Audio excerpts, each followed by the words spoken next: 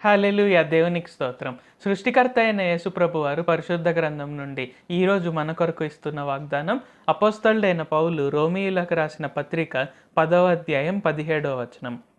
కాగా వినుట వలన విశ్వాసము కలుగును, వినుట క్రీస్తును గూర్చిన మాట వలన కలుగును.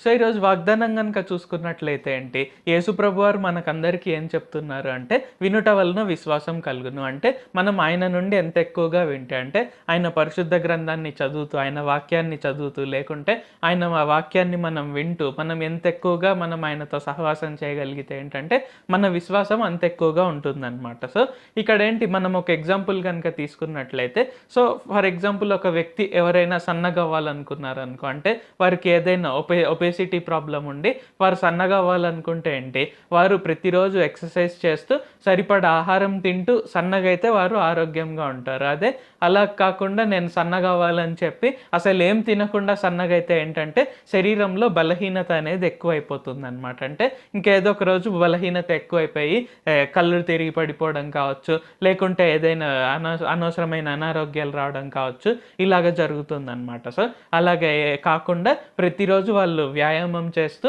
సరిపడా ఆహారం తీసుకుంటూ ఉంటే ఏంటంటే ఖచ్చితంగా ఆరోగ్యంగా జీవించగలుగుతారు. సో అదేవిధంగా ఏంటి, మనం కూడా ఆత్మీయ పరంగా ప్రతిరోజు ఎదగాలంటే మనము ఆహార రీతిగా మనము యేసుప్రభు వారి వాక్యాన్ని మనం తీసుకోవాలి. ఆయన వాక్యాన్ని ప్రతిరోజు చదవడం కానీ వినడం కానీ చేస్తూ వ్యాయామం చేయడం లాగా మనం ప్రతిరోజు ప్రార్థన చేయాలి. సో ఈ విధంగా మనం ఆయనతో కనుక సమయం గడిపినట్లయితే ఏంటంటే ఖచ్చితంగా మన విశ్వాసం అనేది ఎప్పుడూ తగ్గకుండా ప్రతిరోజు పెరుగుతూ ఉంటుంది. సో ఈవెన్ యేసుప్రభు వారు కూడా శిష్యులను ఒక్కొక్కసారి అల్ప విశ్వాసులారా అంటారనమాట. సో అల్ప విశ్వాసం అంటే ఏంటి, వారు అల్పంగా ఒక్కొక్కసారి యేసుప్రభు వారి నుండి వింటున్నట్లు అనమాట. అంటే కొన్ని చోట్ల వాళ్ళు ఏమంటారు, యేసుప్రభు వారిని డౌట్ పడడం కావచ్చు, లేకుంటే మన దగ్గర రొట్టెలు లేవే అని ఆలోచించడం కావచ్చు.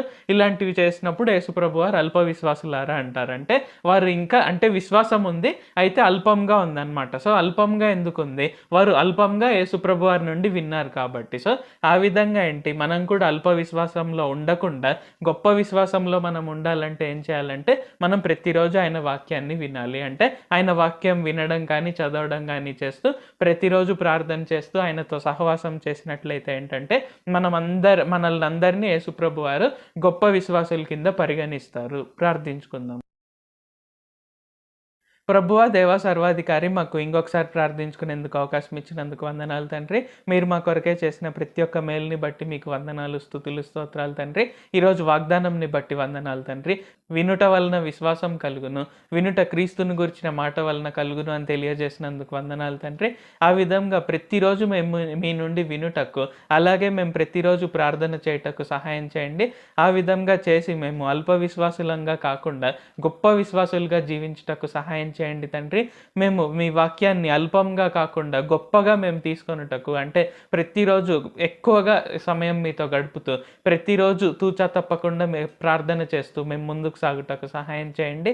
నజరేయుడైన సర్వశక్తిగల యేసుక్రీస్తు నామంలో ప్రార్థిస్తున్నాం తండ్రి.